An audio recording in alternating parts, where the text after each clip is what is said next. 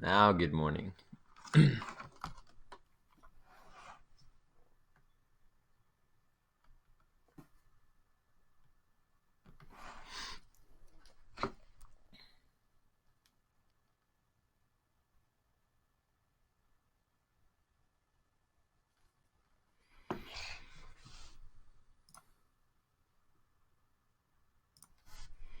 You guys forgot to say good morning to me back, but it's okay. I know that it's that's easy to forget, so no worries. I'll just do the math now. Here I go. Oh my, get out. Okay. This.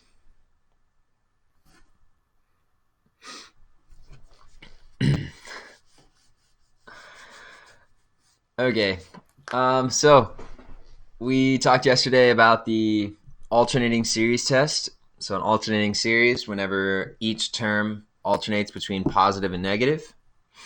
All right. And how to test those to see if we are, if that series is going to converge or diverge.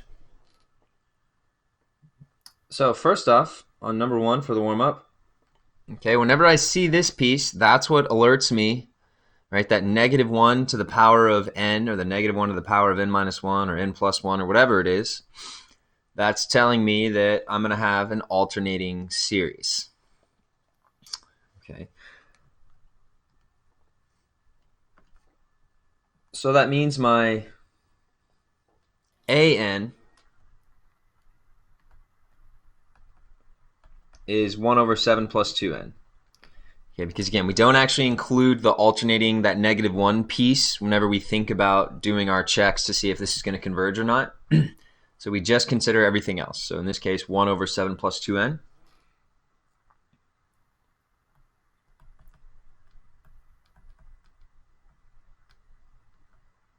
All right, so first thing we do, we take the limit as n goes to infinity. Numerator is 1, denominator is going to keep increasing. So this limit would be 0. And that's the first check that we need. The limit of the sequence is 0. The second check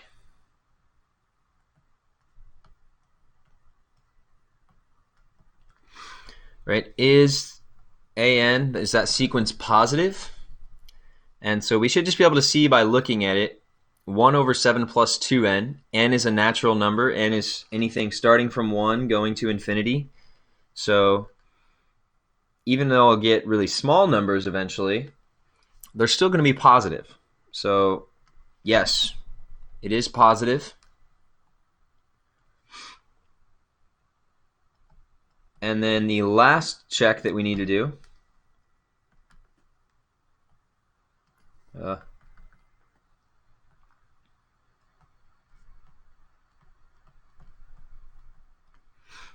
is ask ourselves, is that sequence decreasing at a certain point? Okay.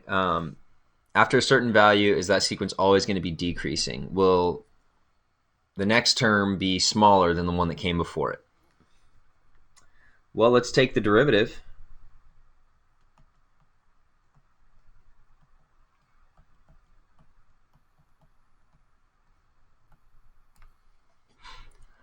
Okay, we can do a quotient rule with this. We could do. I think I did quotient rule last time. So let me go ahead and, just for the practice sake, let me change this to 7 plus 2n to the negative first power. And I'll take the derivative of this. So first, that's a chain rule. So the power rule first, I guess. So exponent comes down, so negative 1. 7 plus 2n. Subtract 1 from the exponent, so negative 1 minus 1 is 2. But now I need to take the derivative of the stuff on the inside. This is chain rule. So the derivative of 7 plus 2n would just be 2. So I have a times 2. All right, so I'll change that in front to negative 2.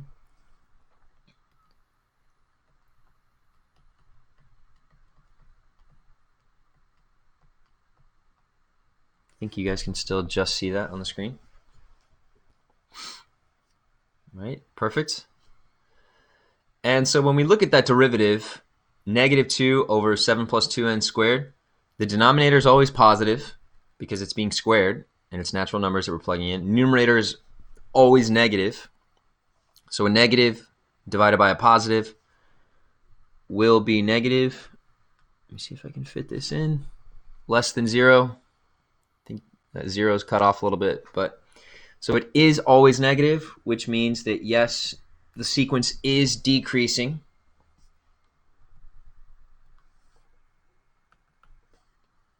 So let me come back up here because I'm running out of space. So this series converges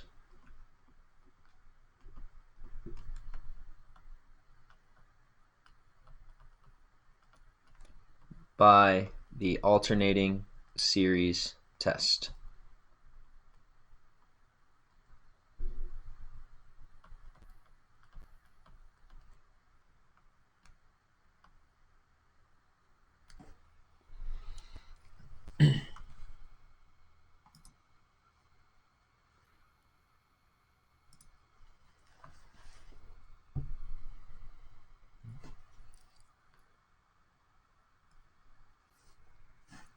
So number 2, we'll go through and do pretty much the same thing, right? Same steps.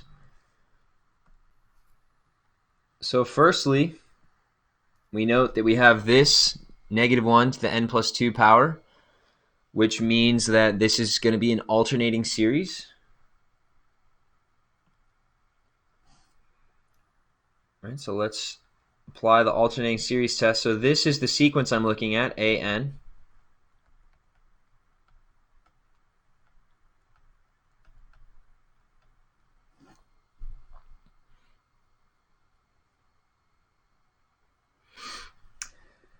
Notice that this sequence or this series starts at 4 and goes to infinity.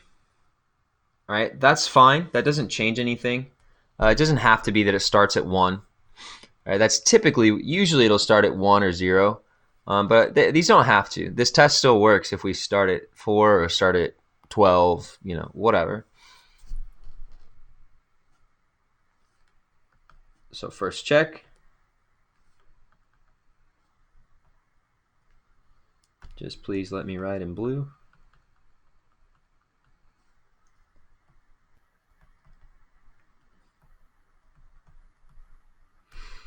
I just love blue so much.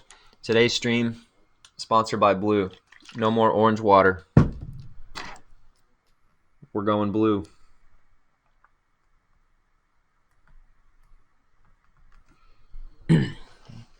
The limit of this sequence, so as n goes to infinity, that numerator, so I have 1 minus n.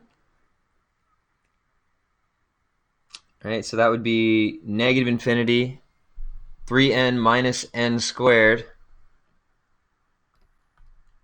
So also negative infinity. Great, so I've got negative infinity over negative infinity, which is an indeterminate form. So I'm going to use L'Hopital's rule. So let's take the derivative of both the numerator and denominator.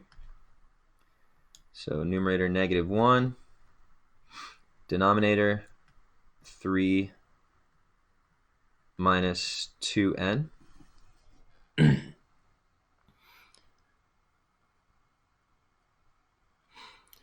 Denominator is going to negative infinity. The numerator just is staying at negative 1.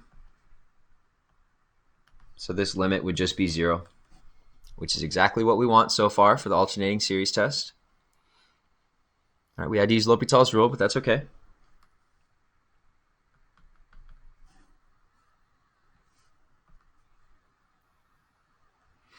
Second check.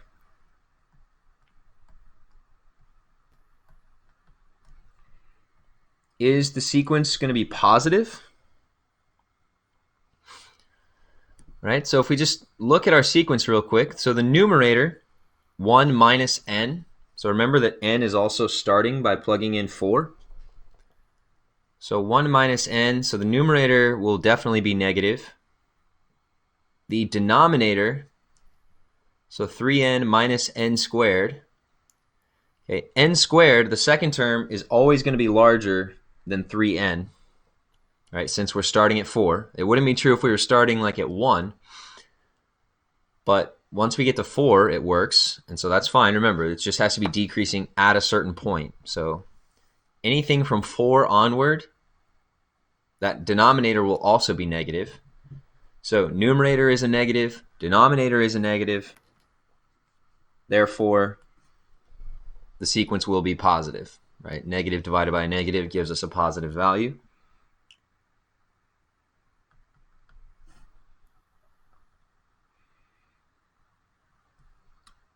And then lastly,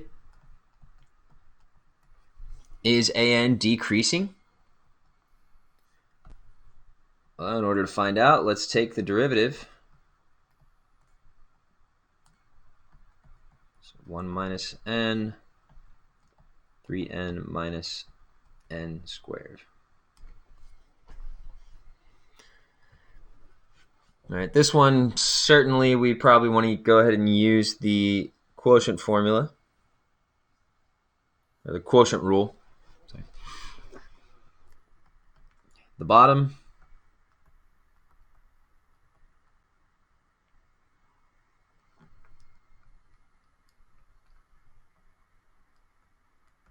times the derivative of the top, so times -1, minus the top times the derivative of the bottom, so 3 minus 2n, all divided by the bottom squared, so 3n minus n squared squared.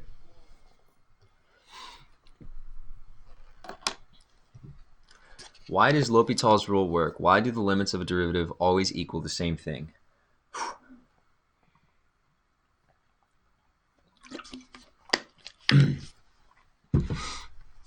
It's a good question that I don't have a great answer to right now. I remember I had a better explanation, or I think I had a better explanation whenever we first learned about it, but I'm trying to remember exactly the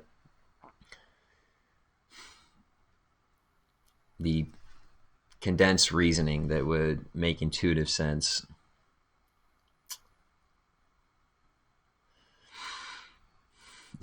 Sponsored by the NFL. That's right. Sponsored by the NFL. Sponsored by the Truman State University soccer team. And sponsored by the color blue. But yeah, why does L'Hopital's rule work? I don't have a great answer for it. So let me come back to it. Again, don't let me get away with it. Either ask me later today in office hours or ask me again at the start of class tomorrow, because I want to be able to explain that. All right, don't let me off the hook.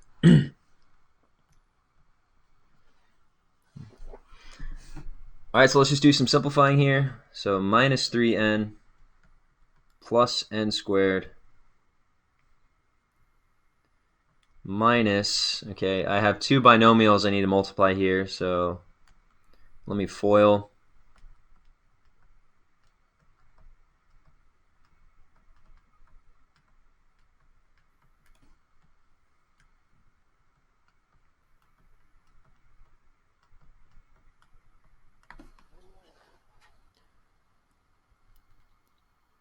What was the question from yesterday?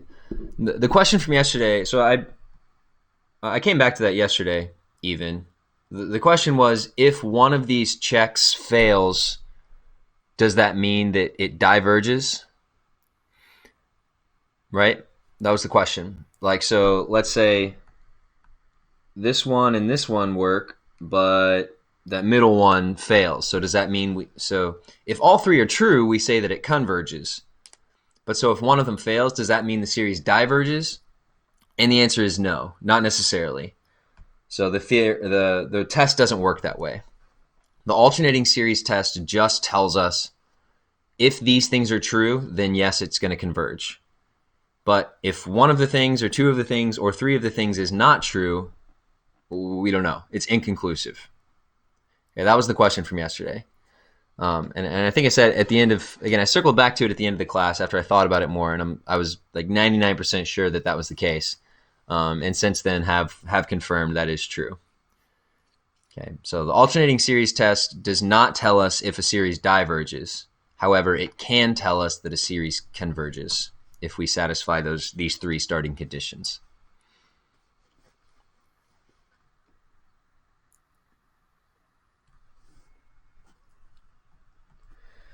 Okay, so I'm just going to keep simplifying. Just going to distribute this negative, so minus 3 plus, so negative 2n minus 3n will be negative 5n, so plus 5n minus 2n squared all over 3n minus n squared squared. And I'm still going. So plus n squared minus n squared, or minus 2n squared, so minus n squared, negative 3n plus 5n, so plus 2n, minus 3, so minus 3.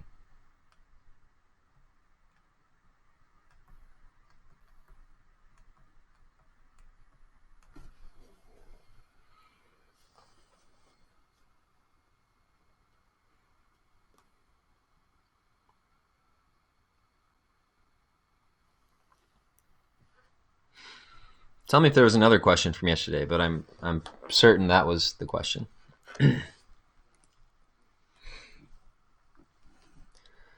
Okay. So now for this one, so again, we're trying to determine, is this negative, or will this always be negative at a certain point, after a certain point? Well, if I look at, so again, we're starting at 4. Right, this series starts by plugging in 4. So let's just do some quick calculations. Again, you don't need to go through and do a ton of crazy stuff, but like let's just imagine what happens when I plug in 4. So denominator is always positive, so I don't care about the denominator. I know that the denominator will always be positive since it's getting squared. But so 4 squared would be 16. So negative 16 plus 8, so that would be negative 8, minus 3, negative 11. Okay, that numerator is negative. So what about if I plug in 5? 5 squared, so negative 25 plus 10 would be negative 15, minus 3, negative 18.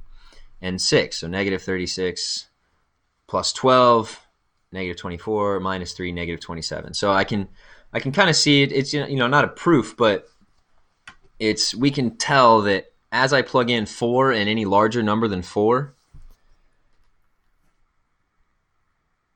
since the first thing we do to that number is square it and then make that number negative, just by adding 2 in, that won't be enough to ever turn it positive. Okay, so for this derivative, the denominator will always be positive, the numerator will always be negative. So we can conclude, yes, this is negative. All right, it's decreasing.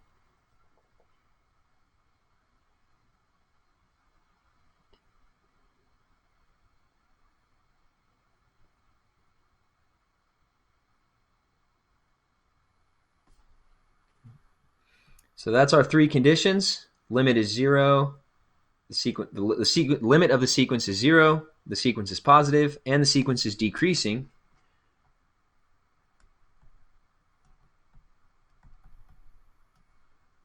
So what was the actual series? 1 minus n, 3 minus n squared.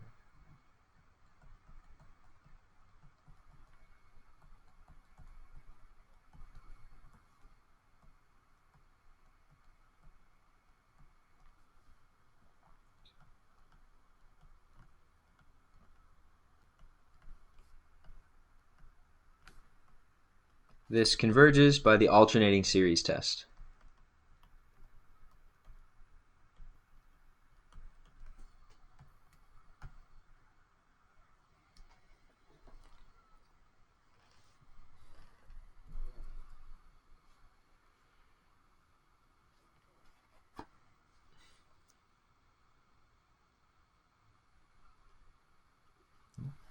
And again, if one of those conditions had failed, then we wouldn't say that the series diverges. We would just say the alternating series test is inconclusive. We'd have to try to use some other type of test if we can.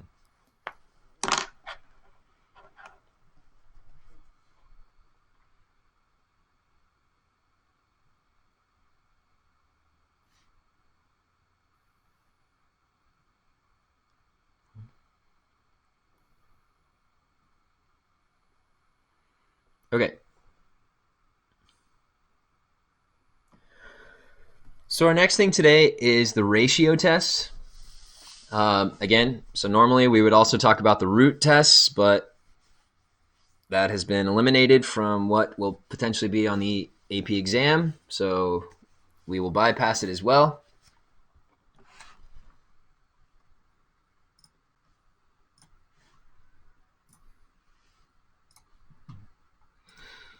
All right. And actually, before we start, I was just in a mentor check-in before I started class, so I forgot I was going to go use the bathroom between class, so I'm going to go do that right now. So give me a second.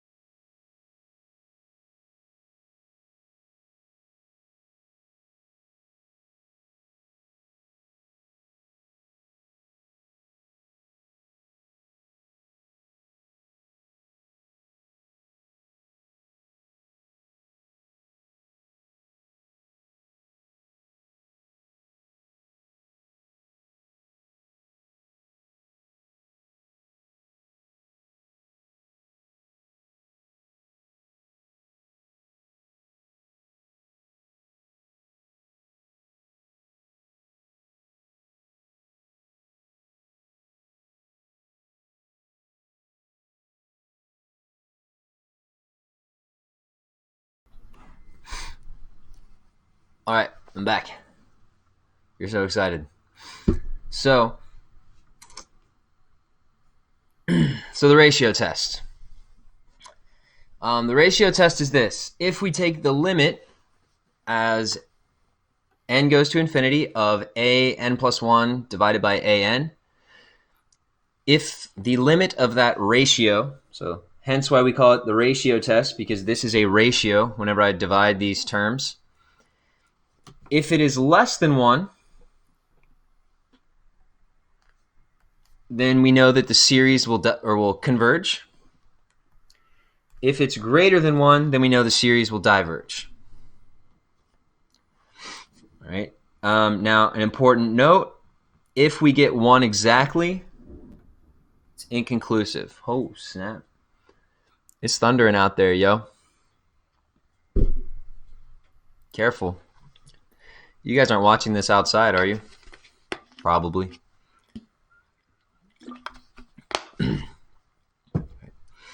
So If that limit is less than 1, it converges. If it's greater than 1, it diverges. If it's 1 exactly, inconclusive.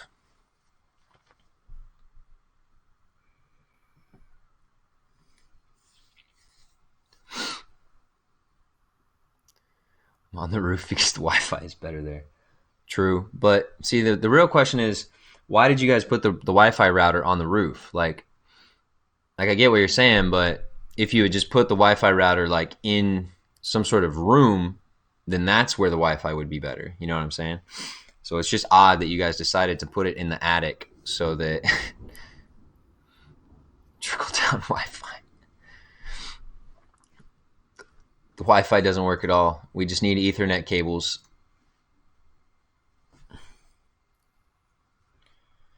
And then so there's a quick note at the bottom. This test is great if we're dealing with factorials or exponential expressions. Because well, you'll see when we do the examples, but things tend to cancel out really well if we're doing the ratio test with these. Huge umbrella. True. You guys could just put a big dome. You know, like those, you know, when you were in elementary school and you played the big parachute that everybody grabbed it and then you ran inside and like brought it down. So you need one of those, but much bigger for your house. So you and your family all stand on the outside, lift it up, it goes over your house, you bring it back down, and then you're safe. That's just science.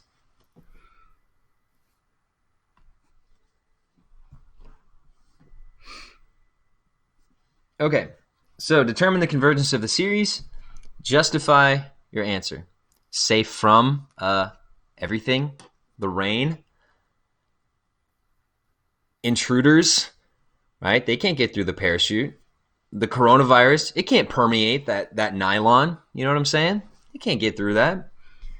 Bugs, right? It's not. Thank you. Finally, another person that understands science. All right, I'm sciencing my ass off over here, and you guys aren't understanding me. Like,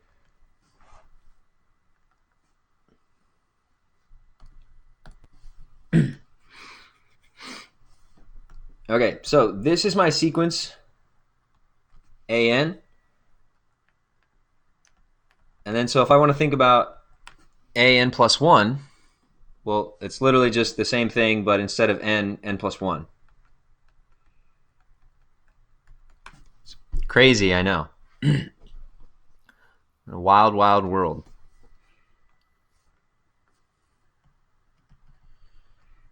So the limit as n goes to infinity of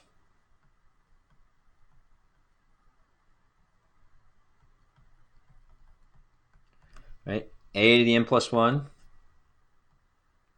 goes in the numerator, and the denominator is an.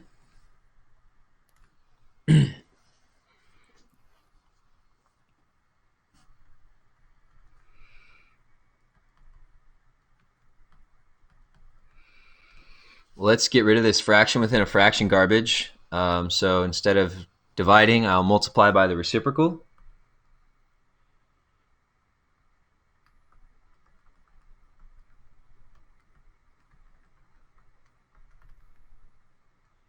So times the reciprocal, so n factorial over 2 to the n.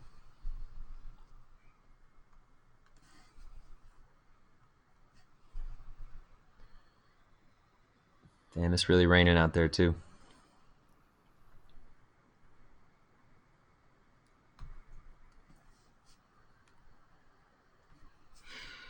Okay, so now we're just going to have to go through and simplify this. So I'm going to think about simplifying these two. All right, so let me do this off to the side. I'll do it down here. 2 to the n plus 1 over 2 to the n. So remember, we did this with the geometric series or sequence to get something. Remember, we can bring out one of those bases, but then just subtract 1 from the exponent. So if I took out a 2, so that would be 2 times 2 to the n. And the denominator is 2 to the n. So we can see that the 2 to the n and the 2 to the n would cancel. So actually, that just simplifies to simply 2. Okay, so that's nice for us. And also, if I look at simplifying these, so let me do that down here. N factorial over n plus 1 factorial.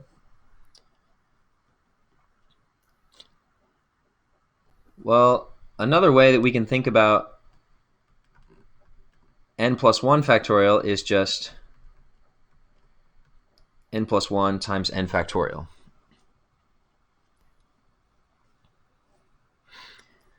Because n plus 1 factorial just means take n plus 1, multiply it by every number that goes below it.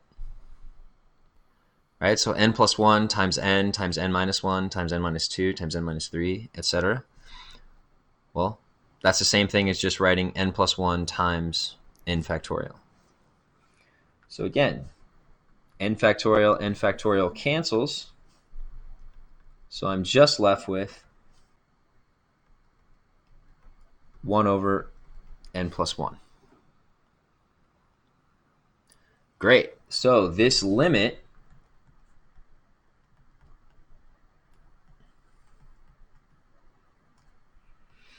actually simplifies to just 2 over n plus 1.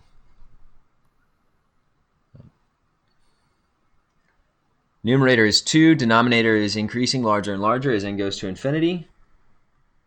So this limit is 0.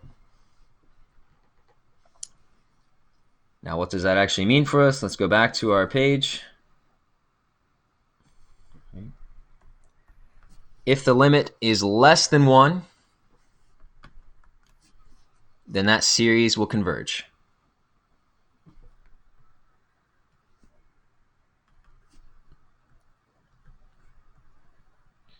So the series of, or from n equals 1 to infinity, of 2 to the n over n factorial converges. And justify our answer. How do we know that? It converges by the ratio test.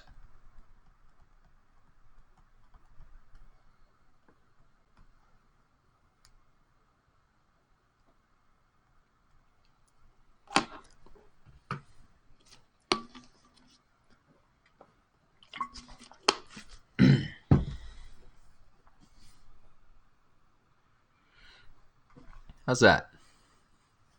Pretty fun, right?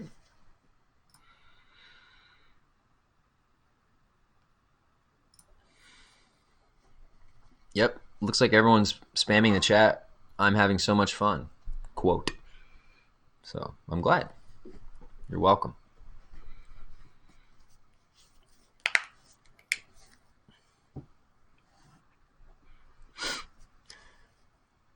The hard. Thank you guys. I appreciate that. Thunderstorm in math. See, it's just true. This gives me the closest LEED experience, since at LEED, whenever it rains or snows or anything, our entire building is just windows, so you can just hear the rain. It's boom right there, or see it. So as I'm doing math right now and just looking out my window, it's very LEED-like. Remember LEED? Remember that school that we used to go to sometimes? It sounds like you're going through social isolation, like hardcore. What do you mean? Everybody's going through social isolation. Have you not been social distancing yourself? I swear the virtual police will virtually tackle you if you're not.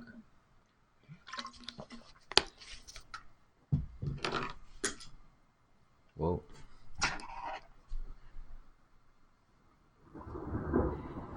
You live alone, nerd. I have a family in my house. That was a good one. Did you guys hear that?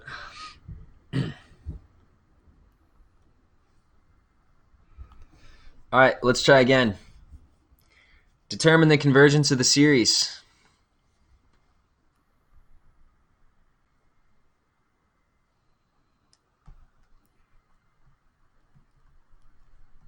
So we're going to take the limit of an plus 1. So if I plug in n plus 1 everywhere, so n plus 1 squared, 2 to the n plus 1 over 3 to the n plus 1, that's all divided by n squared, 2 to the n plus 1 over 3 to the n. I heard it too. Thank you, RJ. Ouch. Oh my gosh. They were struck by lightning. And they were able to still type ouch in the chat.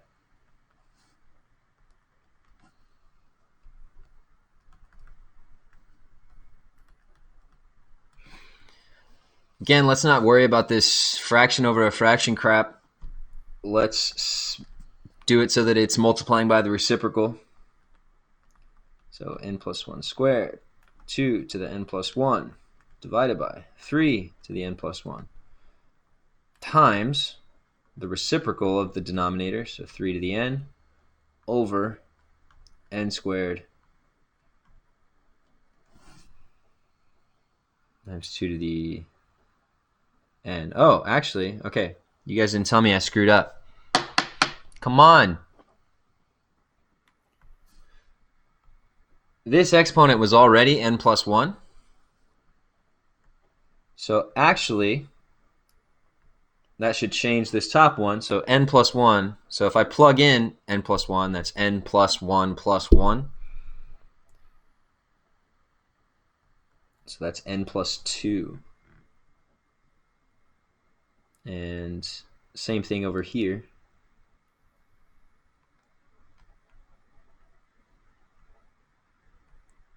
N plus 2.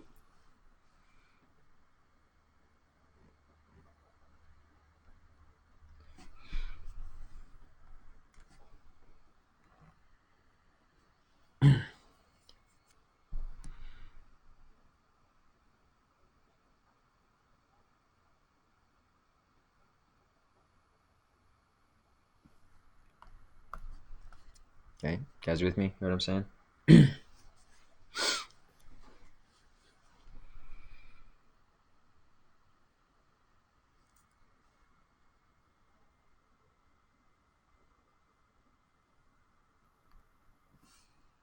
Yes, great.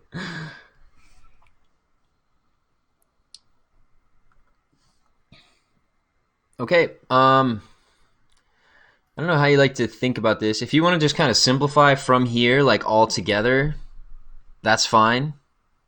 If you want to do, I like simplifying pieces to the side and then bringing it back all together. But that's just me. So I'm going to first look at this over this.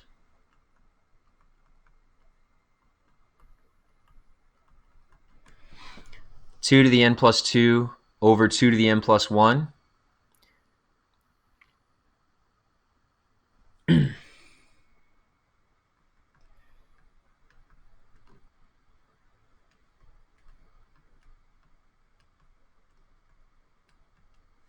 So that would just be, if you want to think about it more explicitly, you could split it up like this to more easily see that the 2 to the n's cancel.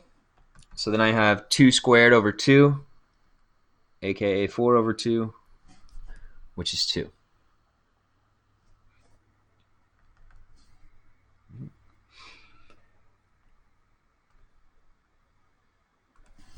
All right, similarly, if I think about this, so 3 to the n over 3 to the n plus 1.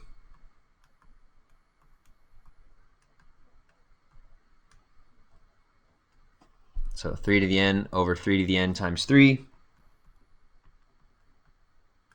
That's 1/3.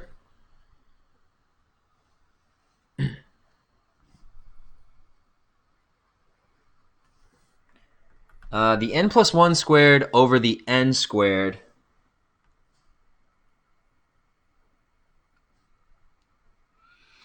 I don't have a great way to simplify that. I can't just easily cancel factors. Again, this canceling works really well with exponentials, so like these two that I just simplified, and also factorials, because those just mean single terms being multiplied by each other. But n squared and n plus 1 squared, that numerator, n plus 1 squared, represents a polynomial if I multiply that all out. So I can't just easily cancel that. So I'm going to leave those as they are for the moment. So I'm going to go back to my limit. N goes to infinity. In my numerator, I'll have 2 times 1/3. So I'm going to put both those coefficients out in front because that's something that we can do with limits. So I'm going to put this 2/3 out here.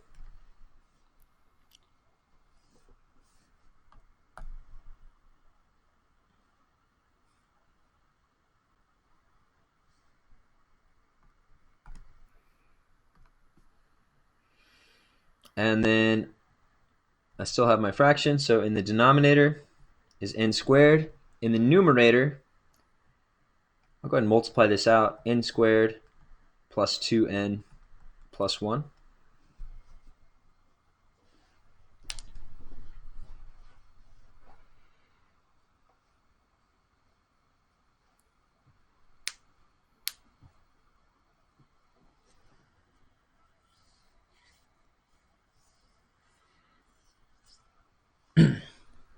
Okay.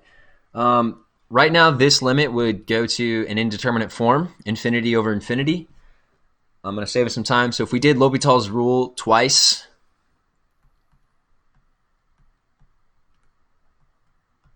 we would get that this limit actually just equals 1. So 2/3 times 1 is 2/3. Again, remember the whole point is once we find this limit, is it less than 1, greater than 1, or equal to 1? It is less than 1. So we go back to our rules. If that limit is less than 1, the series converges.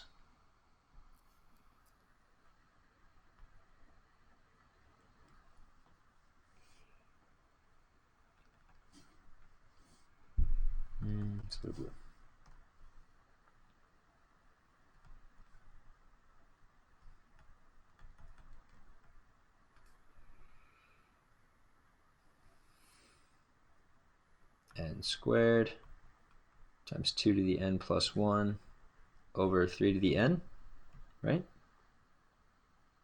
Yes. Converges.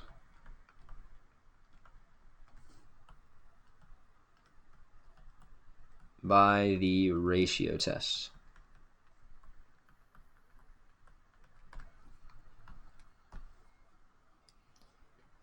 And the way that we determine that is because we found that limit of the ratio is less than 1.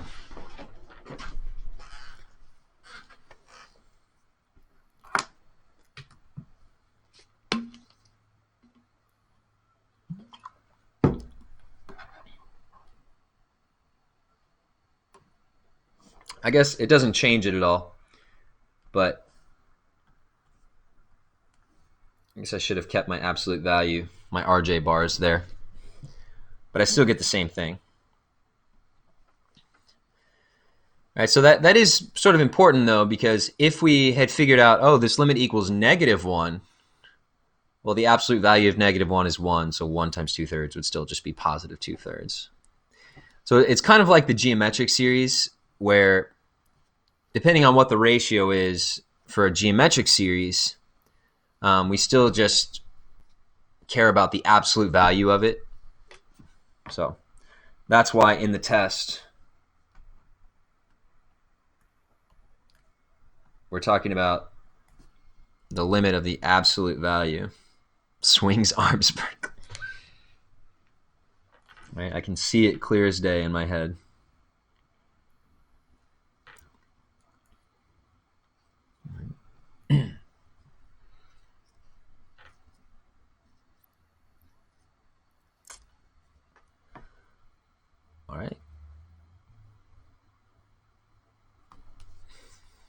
Okay, let's try one more.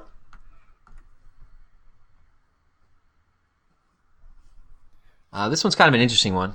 It'll be pretty fun. So we're looking at the limit as n goes to infinity of n plus 1 to the power of n plus 1 over n plus 1 factorial divided by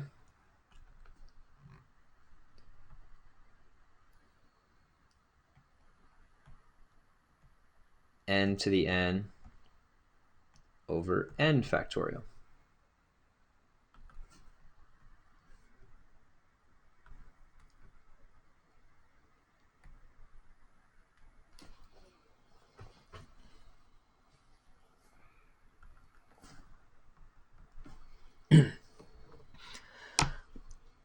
First simplification, let's multiply by the reciprocal. N goes to infinity, absolute value, n plus 1 to the power of n plus 1 over n plus 1 factorial times n factorial over n to the n.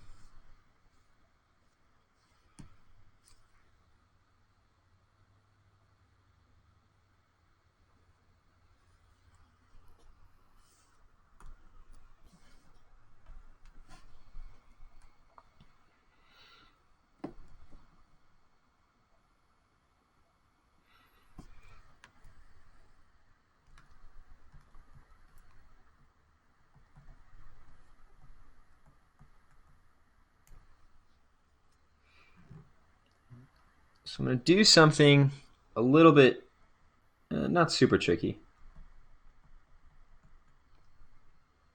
But first, well, here, let me color code this. Okay, first, I'm going to bring out an n plus 1.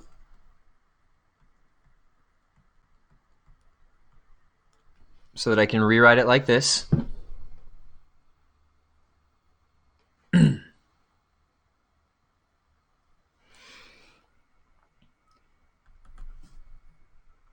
Then for n plus 1 factorial, I'm going to do basically the same thing, right? Just like we did on a previous, I think on the first problem.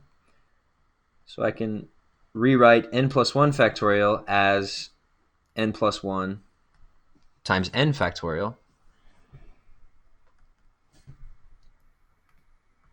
And that n factorial and the n to the n, I'm just going to leave the same.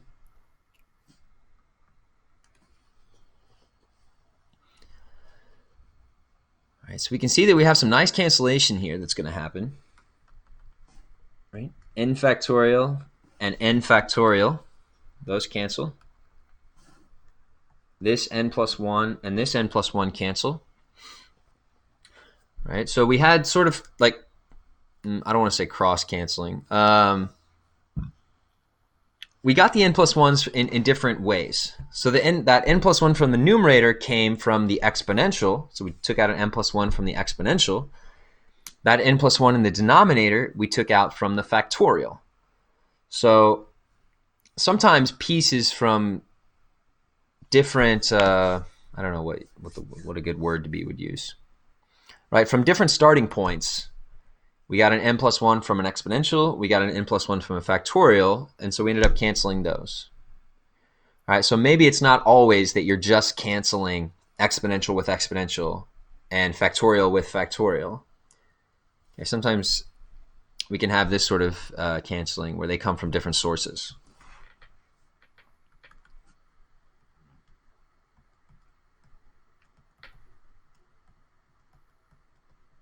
So the limit as n goes to infinity.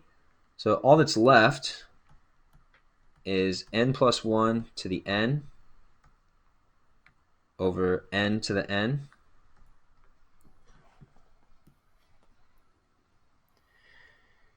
Could you take n to the n from the n plus 1 squared, or is that bad and not allowed? Yeah, that would be bad and not allowed. And I'm glad that you capitalized the B, N, and A there. So that's like a title, bad and not allowed. Yeah, that wouldn't be allowed for us to do. Since there's this plus, nope, hold on.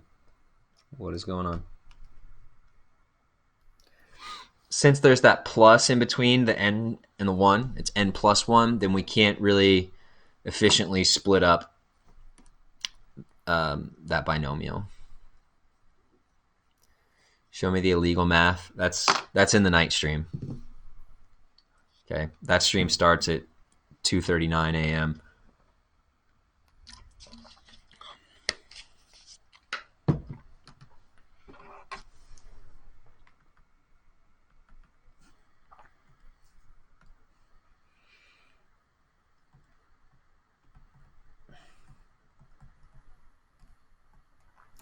Okay, first I'm going to rewrite this.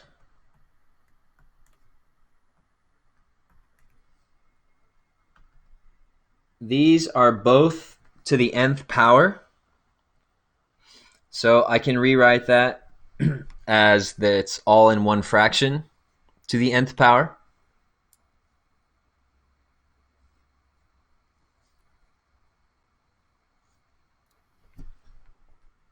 And the second step I'm going to do, which might not seem totally intuitive,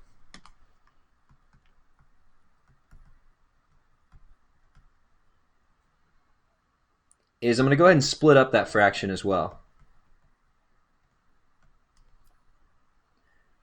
So n over n is 1 plus 1 over n, all to the nth power.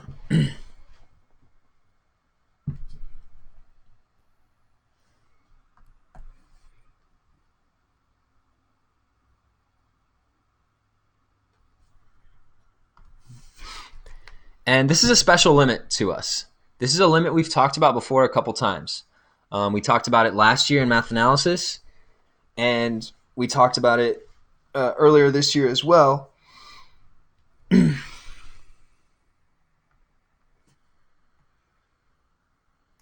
So this limit, and especially, so I'm kind of clued in that this is the limit that I'm should be thinking about because of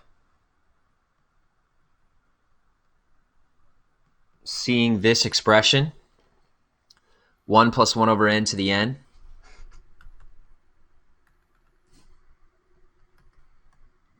This limit just equals e. All right, this is how we defined e last year and earlier this year. Now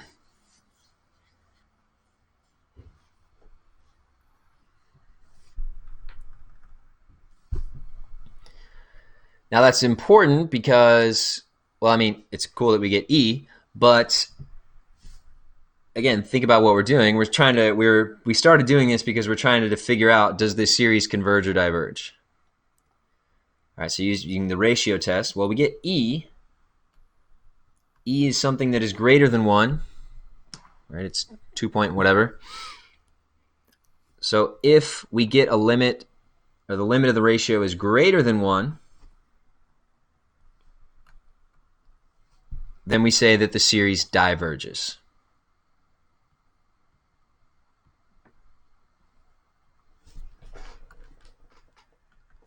Okay. So the series from 1 to infinity of n to the n over n factorial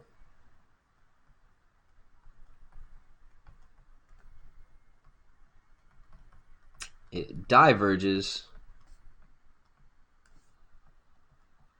by the ratio test.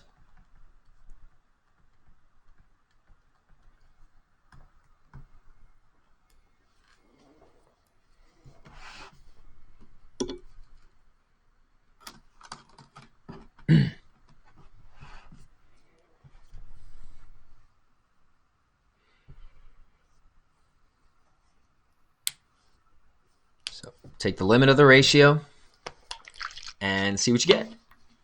Less than 1 converges. Larger than 1 diverges. Exactly 1, we're screwed.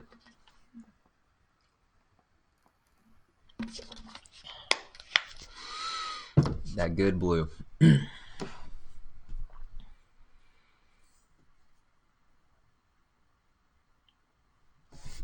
I believe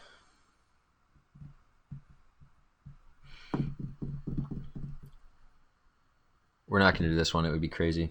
It's a really good one, but very, very long, very complicated.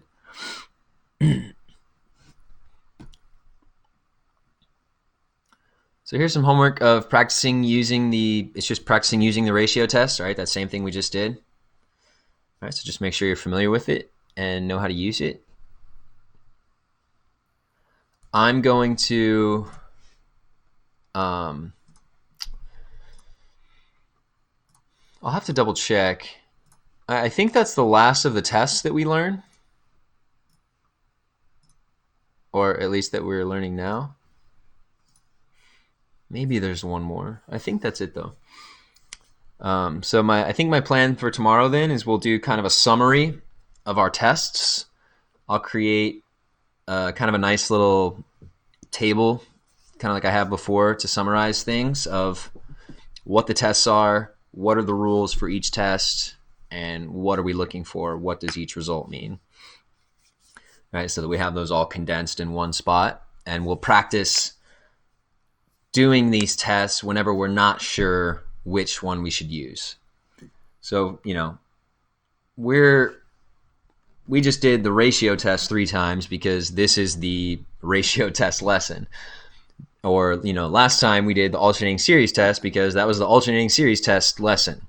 Okay, so how do we know if we're just given some series and it just says determine the convergence, but it doesn't say, use this test or use this test? How can we identify what test we need to use, or what's the best way that we can figure it out? All right, so we'll practice doing that tomorrow. How to identify which one to use, and also just have that summary so all that stuff is together, all those rules, because there's a bunch of them.